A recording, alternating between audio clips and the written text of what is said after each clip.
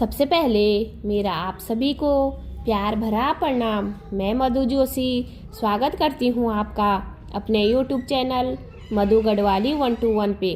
तो दोस्तों, आज की वीडियो में मैं आपको महाकुंभ की पौराणिक कथा सुनाऊंगी। आप भी मेरे साथ महाकुंभ की पौराणिक कथा का श्रवण कीजिए।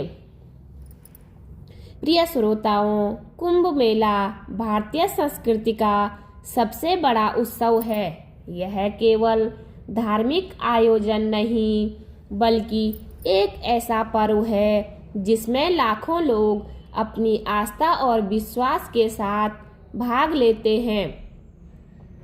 कुंभ मेले का आयोजन हर 12 वर्षों में 4 पवित्र स्थानों प्रयागराज, हरिद्वार, उज्जैन और नासिक पर होता है।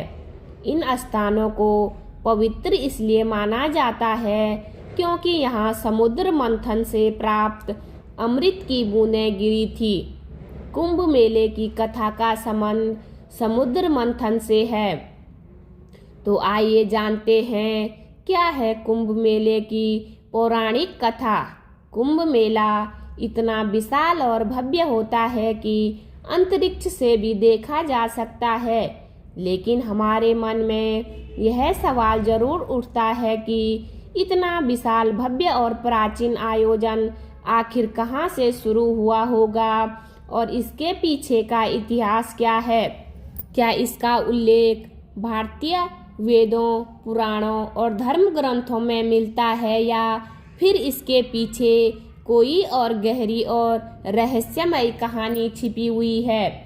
और सबसे रोचक और आश्चर्य वाली बात यह है कि कुंभ के शाही स्नान का सबसे पहला अधिकार केवल नागा साधुओं को दिया जाता है, जबकि अन्य संतों को उनके बाद स्नान करने का अवसर मिलता है। इस विशेष परंपरा के पीछे एक अद्भुत इतिहास छिपा है जो नागा साधुओं को इतना विशिष्ट और सम्मानीय बनाता है।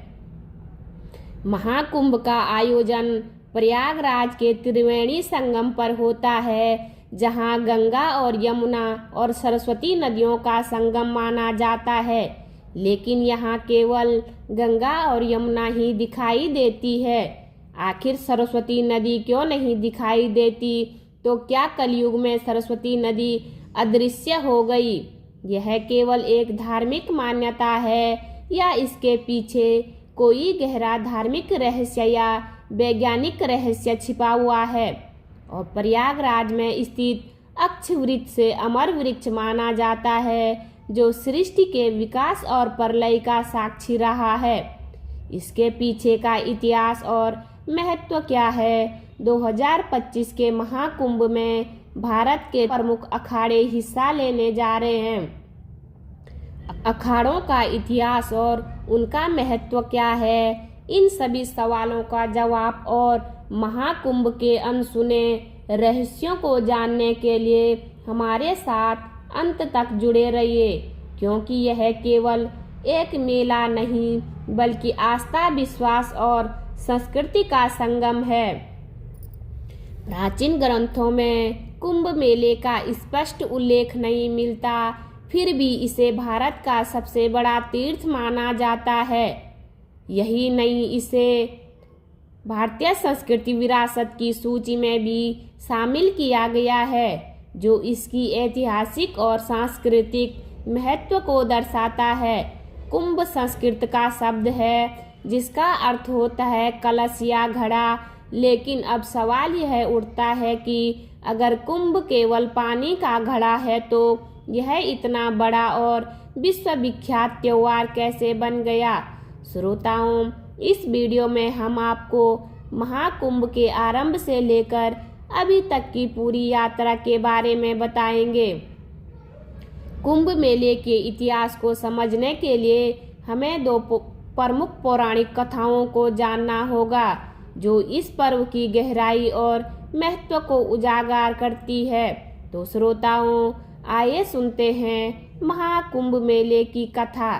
यह कथा सर्पों और गरुड़ देव के बीच की है, जो ऋषि कश्यप और उनकी 2 पत्नियों कद्रू और विंता से जुड़ी हुई है। कद्रू और विंता आपस में दो बहनें थी और ऋषि कश्यप की पत्नियां भी थी। एक दिन कद्रू ने ऋषि कश्यप से वरदान मांगा कि उसे 1000 विषैले और शक्तिशाली पुत्र चाहिए। ऋषि कश्यप ने तथास्तु कहा और कद्रू को 1000 अंडे प्राप्त हुए। यह देखकर विंता ने भी वरदान मांगा कि भले ही उसके पुत्र कम हो, लेकिन वे कद्रू के पुत्रों से अधिक शक्तिशाली हो। ऋषि कश्यप ने उन्हें भी तथास्तु कहा और विंता को 2 बड़े अंडे प्राप्त हुए। समय बीतने के साथ साथ कद्रू के 1000 अंडे फूट गए। उनमें से सांप उत्पन्न हुए। उन सर्पों की मां कद्रू को माना गया। दूसरी ओर विंता के अंडे नहीं फूट रहे थे और उत्सुकता से उसने एक अंडा समय से पहले फोड़ दिया। उसमें से एक अधूरा जीव उत्पन्न हुआ जिसका शरीर कमर तक ही विकसित हुआ था। वह जीव गुस्से में बोला, माँ, आपने मेरे साथ यह अन्याय किया है, लेकिन कृपया आप दूसरे अंडे के साथ ऐसा मत कीजिएगा। वह जीव उड़ गया और उसका नाम अरुण रखा गया। आगे चलकर वह सूर्यदेव का सारथी बना। एक दिन कद्रू और विंता ने सूर्यदेव के सफेद घोड़े को देखकर शर्त लगाई। विंता ने कहा कि यह घोड़ा पूरी तरह सफेद है, जबकि कद्रू ने कहा कि उसकी पूंछ काली है।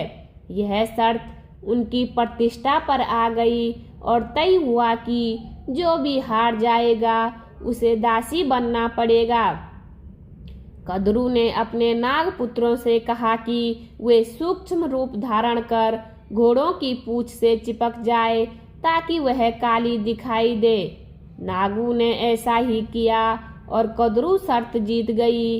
विंता को हार मानकर दासी बनना पड़ा।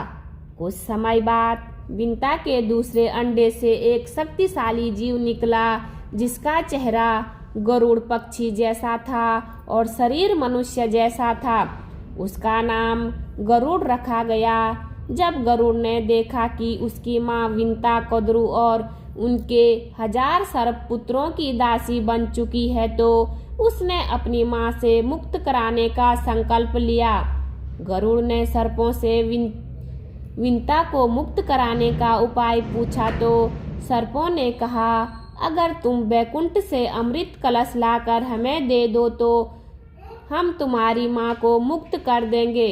गरुड़ ने यह शर्त मान ली। बैकुंठ धाम पहुंचकर गरुड़ ने अमृत कलश प्राप्त किया। देवताओं ने उन्हें रोकने की कोशिश की, लेकिन गरुड़ अपनी अद्वितीय शक्ति के बल पर सफल रहे। विष्णु जी ने गरुड़ जी को रोका और तुम इस कलश को क्यों ले जा रहे हो जबकि इसे खुद ग्रहण नहीं कर रहे। गरुड़ ने अपनी माँ को मुक्त कराने की व्यथा सुनाई। विष्णु जी ने गरुड़ जी से कहा, अगर मैं तुम्हें यह कलश ले जाने दूं तो तुम हमेशा के लिए मेरे वाहन बनोगे। गरुड़ ने इस शर्त को स्वीकार कर लिया। गरुड़ ने अमृत कलश सर्पों के पास पहुंचाया, लेकिन विष्णु जी ने अपनी मायावी शक्ति से अमृत कलश को वहां से गायब कर दिया। गरुड़ ने अपनी मां को दास्ता से मुक्त कराया। इस यात्रा के दौरान गरुड़ पर इंद्र ने कई बार हमला किया, लेकिन वे असफल रहे। अमृत कलश से अमृत की कुछ बूंदें हरिद्वार, प्रयागराज, उज्जैन और नासिक पर गिरी। यही कारण है कि इन 4 पवित्र स्थलों पर कुंभ मेले का आयोजन होता है। बोलिए विष्णु भगवान की जय, गंगा मैया की जय। उम्मीद करती हूँ आपको वीडियो पसंद आई होगी। वीडियो पसंद आए तो वीडियो पे लाइक कीजिए, कमेंट कीजिए, अपने दोस्तों के साथ शेयर कीजिए। चैनल पे नए हो तो सब्सक्राइब ज़रूर कीजिए। मैं मधु जोशी मिलती हूँ आपको अगली वीडियो में।